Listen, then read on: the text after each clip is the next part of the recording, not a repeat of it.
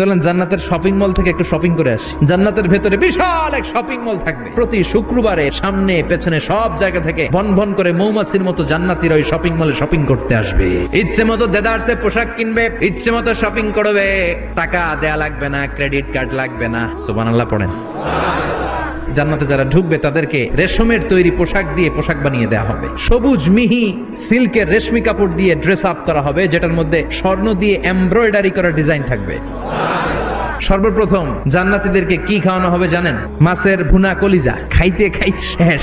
ফেরেশতারা বলবে এত খায়েন না, সামনে আরো আছে। পুরুষদের জন্য আল্লাহ তাআলা জান্নাতের হুরদের ব্যবস্থা করেছে। সুন্দরী, রূপবতী, গুণবতী, অপ্সরা, প্রিয়ংবদা, সুহাসিনী, সুকেশিনী, সুভাষিনী, অশুভম পর্ষা, অসাধারণ সুন্দরী হবে তারা। আল্লাহ বললেন স্পেশাল ভাবে সৌন্দর্যের আলোকচ্ছটা করে আমি তাদেরকে বানিয়েছি তোমাদের জন্য। ও মুসলমান, দুনিয়ার বুকে চোখটারে নিচের দিকে নাম